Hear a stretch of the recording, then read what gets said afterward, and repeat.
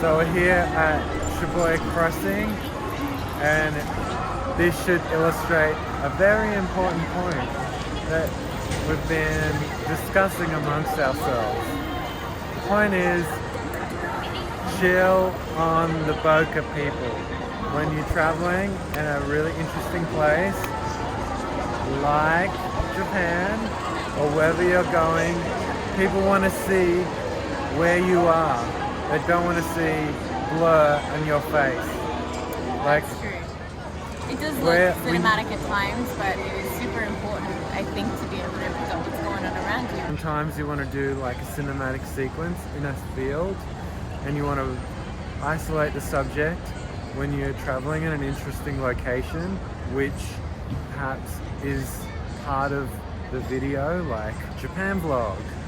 That's not a time to isolate the subject, because the subject is where you are. You're the lead in your vlog, but think of the place is like the co-protagonist, co-lead. Because really we're not that interesting, the Japan is. Let's be honest. All of us. I got one eye on the camera and one eye on gimbal setup over there. Yeah. Because that's got like our entire 11 days worth of viewing on those cards. So, I mean, Japan is so trustworthy. See? See, look at this. Like batting to the camera up there. Everyone's just cool with it. A7 III on a gimbal out there. No one's that interested. So, if you've got a full frame camera like us, it can be hard to put it in no bokeh mode, shall we call it. When you're at night, I would suggest put it in shutter speed priority and let the aperture just stay not below maybe 6 or 7 stops. Bump the ISO up. Like the full frame cameras now are good for way high. I mean, some of our favorite YouTubers have gotten full frame cameras and it's just wrecked their videos. Not wrecked them, but it's definitely changed the capacity for us to see what's going on around. Yeah, this is your story. Where you are is your story. There is definitely a place for Bokeh, and it is really beautiful and can really add to your story, but when it's all the time, it's not. It's just blur. It looks blurry.